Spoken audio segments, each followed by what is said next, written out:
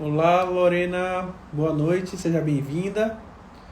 Olá, Vânia, seja bem-vinda também à nossa live de hoje. Aguardar só mais um minutinho para a gente começar.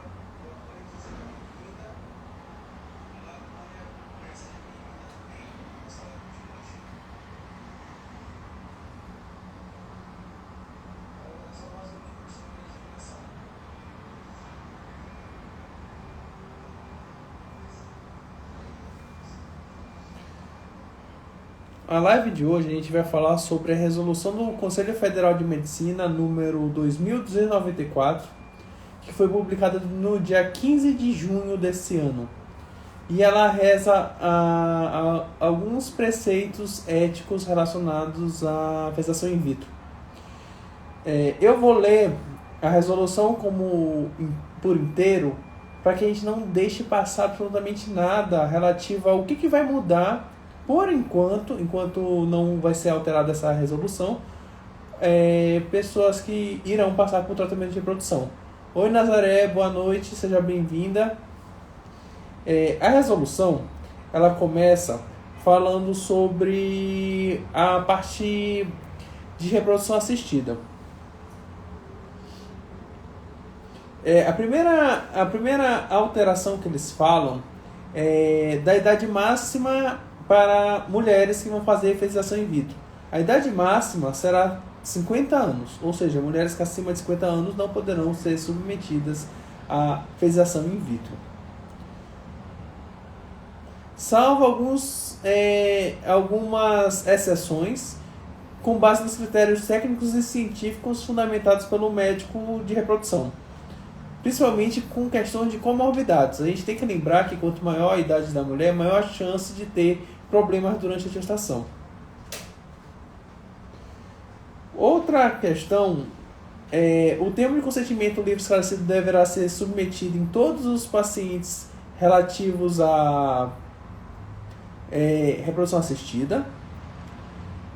Eles colocam que a estratégia de reprodução humana não pode ser aplicada com a intenção de selecionar sexo, que era isso que a gente estava falando.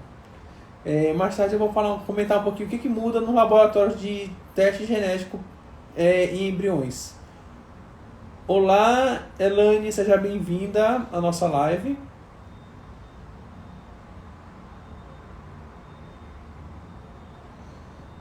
Quanto ao número de embriões que vão ser transferidos, mudou pouca coisa.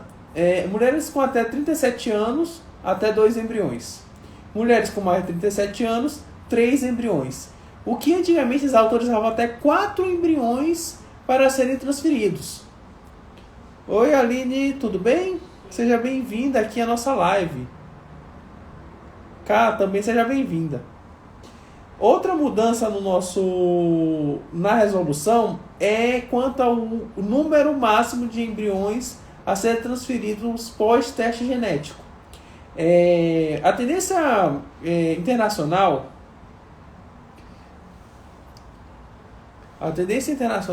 relacionada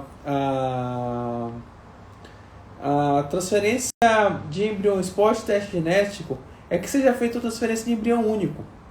E a resolução permite que possa ser transferido até 2 embriões independentemente da idade. Eu gosto de reforçar que a gente tem que manter essa tendência de transferência de embrião único, porque uma vez que os embriões são euploides, ou seja, normais, sem alteração cromossômica, é muito alta a taxa de gravidez, comparado com mulheres que não fizeram teste genético pré-implantacional. E aqui que está o pulo do gato. Se a gente encaminha dois embriões euploides naquele ciclo, a chance de gravidez múltipla é muito alta. Eu lembro muito da época que eu fazia meu mestrado, que a gente debatia muito sobre gravidez múltipla num tratamento de reprodução, porque é entre aspas, efeito colateral do tratamento. E gravidez múltipla, ter gêmeos, trigêmeos, quadrigêmeos, é um risco materno. Aumenta na questão da parte obstétrica daquela mãe. Então a gente tem que tomar muito cuidado com esse tipo de transferência.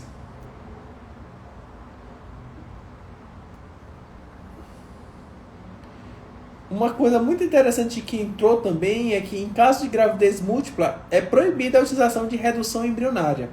Para quem não sabe o que é redução embrionária, é quando a mulher está grávida. Por exemplo, como eu falei, ela queria ter um filho, mas existem duas gestações. Redução embrionária seria a interrupção de uma das duas gestações. Aqui na resolução eles relatam que é proibida em caso de gestação múltipla derivada de fertilização in vitro.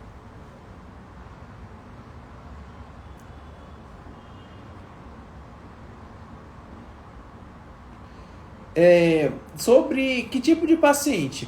O que mudou é que antigamente só tinha escrito para que as técnicas de reprodução assistida poderiam ser feitas para casais heterossexuais e homoafetivos. Hoje já entra transgêneros também. E essa foi a única mudança nessa parte da resolução.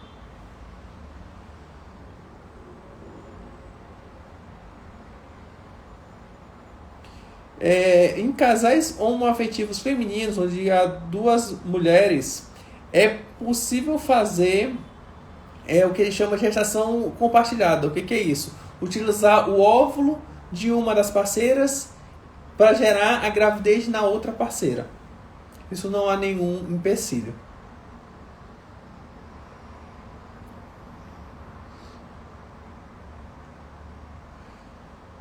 Uma questão que mexeu muito nessa resolução é que até a resolução passada, obrigatoriamente o doador de óvulo e o doador de sêmen teria que ser anônimo. E o que mudou nessa resolução foi o seguinte: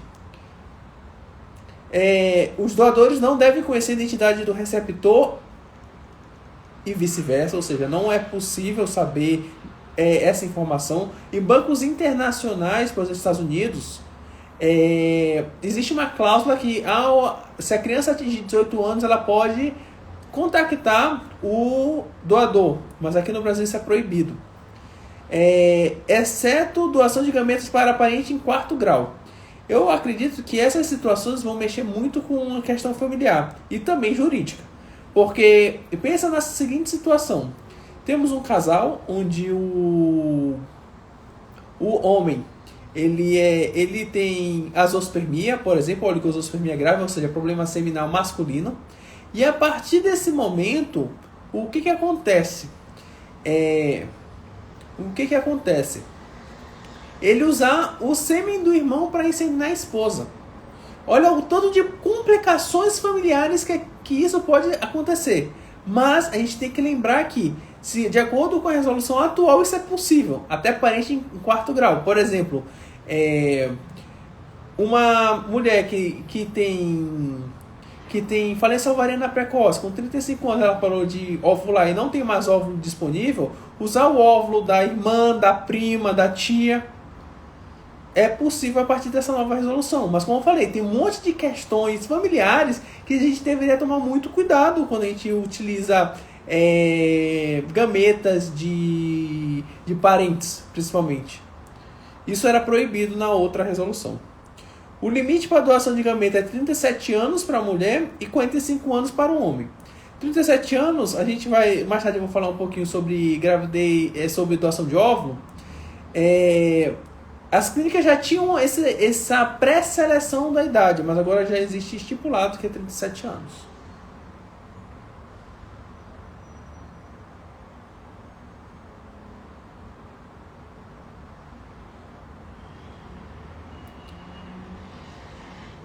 A questão do limite dessa idade feminina, ela poderá ser aceita em caso de doação de óvulos ou embriões, desde que a receptora esteja ciente desses riscos. Como eu falei, tem uma cláusula que fala, nessa mesma resolução: será mantido obrigatoriamente sigilo sobre a identidade do doador de gameta e embriões, bem como seus receptores.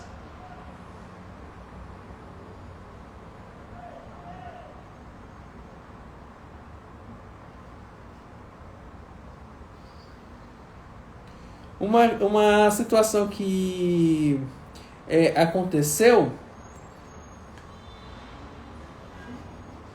Uma situação que aconteceu previamente foi já ocorreu em algumas clínicas do parceiro ou da parceira querer utilizar, por exemplo, a secretária da clínica para ser doadora de óvulo.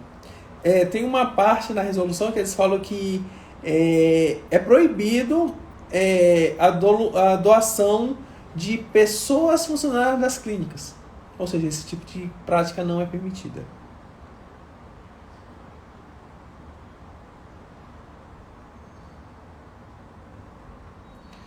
Criopreservação. Aqui foi uma parte onde muitos dos médicos de reprodução ficaram atordoados com essa informação. Eu não sei qual foi o fundamento que eles utilizaram para escrever isso, mas o total de embriões não pode ser maior que 8. Eu fiquei pensando, quando a gente faz um tratamento de reprodução, quanto mais melhor. Se a gente tem 8, 10 embriões num tratamento de reprodução, isso é excelente. E eu não sei exatamente por que eles colocaram esse tipo de limitação. Ou seja, uma vez que você tenha mais de 8 embriões, isso significa que você só vai poder trabalhar com 8 óvulos e o nono em diante vão ter que ser todos congelados, porque não pode ter mais do que 8 embriões criopreservados. Aí vocês perguntam, sim, mas aonde isso vai me afetar diretamente? Se eu tiver 8 embriões, está ótimo o meu tratamento. Mas existem tratamentos de reprodução, principalmente relacionados à seleção de HLA para transplante, que quanto mais, melhor mesmo. Com 8 embriões, praticamente inviabiliza um tratamento desse. É muito interessante. Outra situação que eu achei muito interessante nessa resolução, que não tinha na outra, é a questão dos embriões criopreservados em caso de divórcio, dissolução da união ou falecimento de um dos parceiros. Os casais, quando vão fazer o tratamento de reprodução, já tem que assinar relacionado a essa cláusula.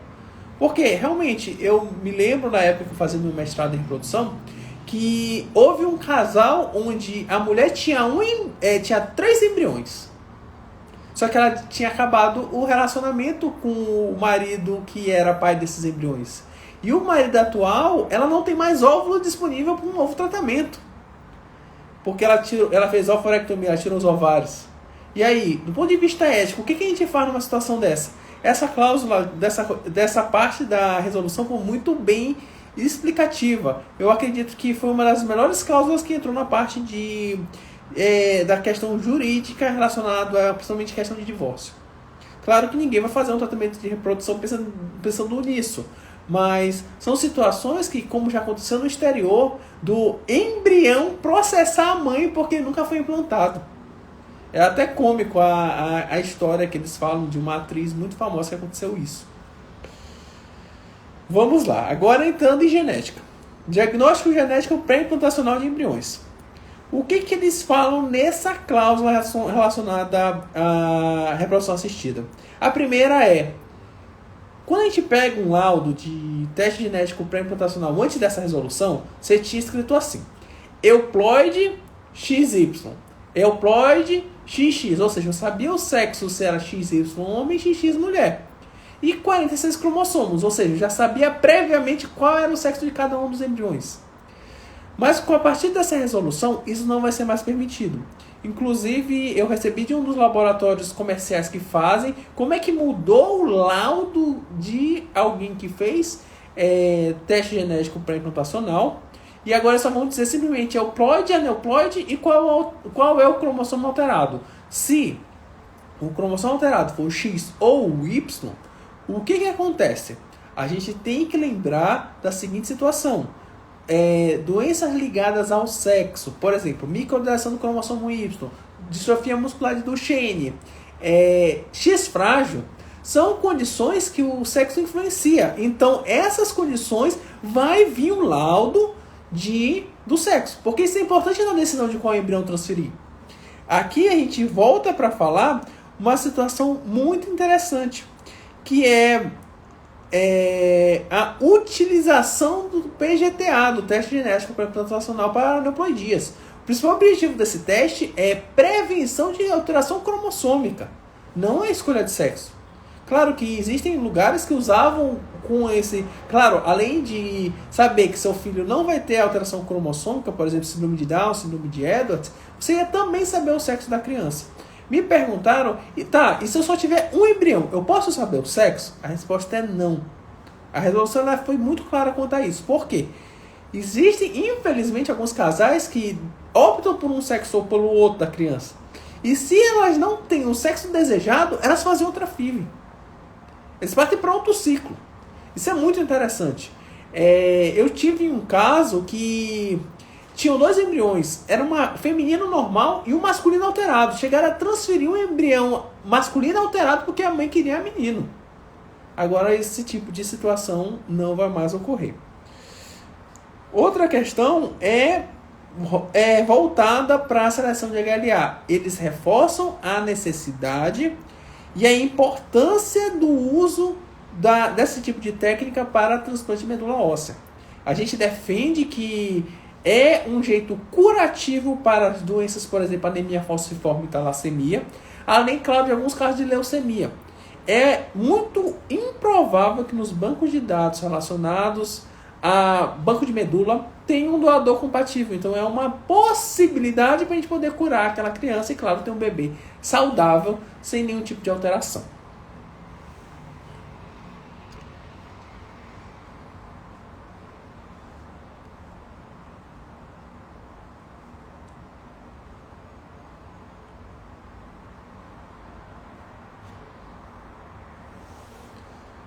Próxima situação. Útero de substituição ou cessão temporária de útero, que é o que a gente chama, entre aspas, de barriga de aluguel. Do ponto de vista comercial, é proibido esse tipo de prática. Isso aí não mudou absolutamente nada na resolução. A única resolução é que a pessoa cedente do útero, ela tem que ter obrigatoriamente um filho vivo. Não tinha isso na resolução anterior. Tem que ter um filho vivo. E parente até 4º grau daquele casal, seja lado masculino ou lado feminino. E principalmente, não pode ter caráter lucrativo ou comercial. O que é isso? A clínica de reprodução não pode intermediar a escolha do cedente.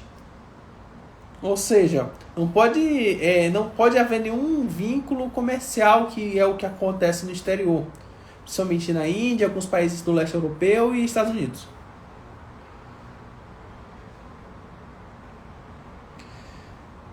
E a última parte da resolução, ela fala sobre a utilização desse material pós-mortem, ou seja, depois que a pessoa faleceu. Desde que haja autorização prévia, é possível fazer isso. Eu gosto sempre... O melhor caso que aconteceu desse tipo de alteração pós-mortem foi do ator que fazia o Super-Homem, daqueles filmes antigos na década de 80 e 70, que ele faleceu e o material dele está guardado, e a esposa dele queria utilizar pós-mortem o material para ele ter um filho do ator. E isso gerou uma polêmica muito grande nos Estados Unidos. Aqui, caso já esteja previamente descrito e assinado, pode ser feito esse tipo de coisa. Só vou fazer um adendo que é relativo ao descarte de embriões.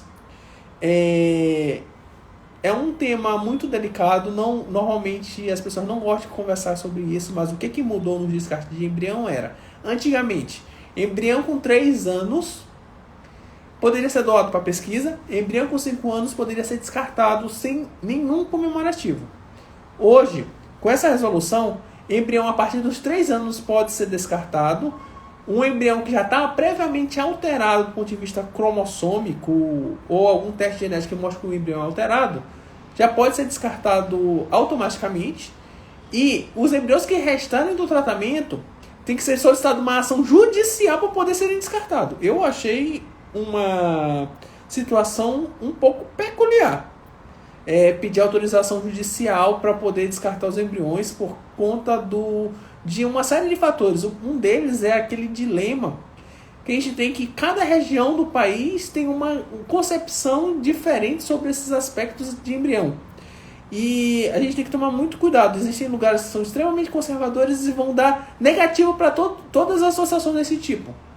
E a gente tem que tomar muito cuidado com essa parte da resolução.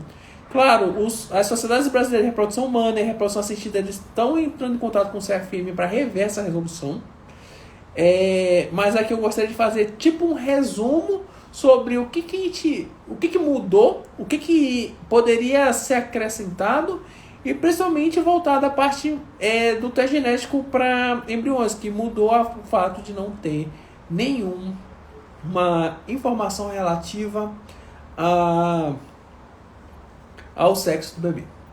De qualquer forma, muito obrigado pela audiência, obrigado pelos corações, obrigado por ter ouvido esses minutos relativos a essa resolução.